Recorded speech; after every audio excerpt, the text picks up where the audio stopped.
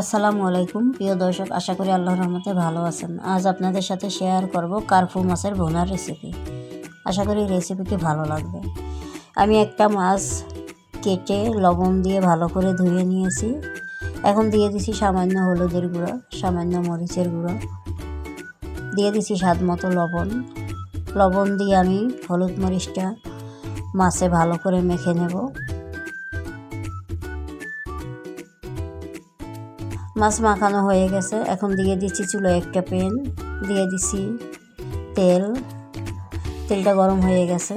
এখন আমি মাছগুলি দিয়ে দেব। মাছগুলি দিয়ে আমি মাছগুলি কড়া করে ভেজে নেব।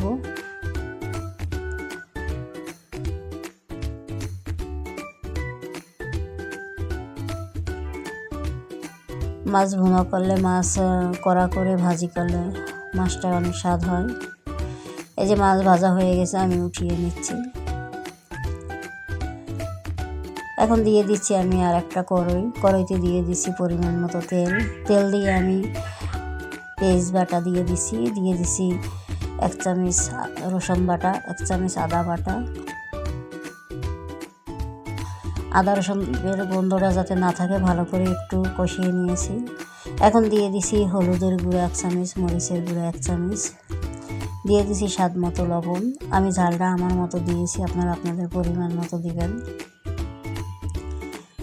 এখন দিয়ে দিছি আমি সামান্য পানি। আমি মশলাটা ভালো করে কষিয়ে নেব যতক্ষণ না তেল ছেড়ে দেয়। এই যে আমার মশলাটা কষানো হয়ে গেছে, আমি দিয়ে দিছি পরিমাণ মতো পানি। এই যে আমার ঝোলটা বলক এসে গেছে। আমি এখন দিয়ে দেব মাছ। অবশ্যই ঝোল বলকার পরে মাছ দিতে হবে।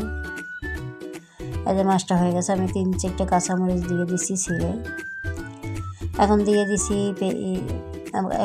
দিচ্ছি আমি ধনিয়া পাতা কুচি দিয়ে আমি ঢাকনাটা দিয়ে আবার ঢেকে দিয়েছি।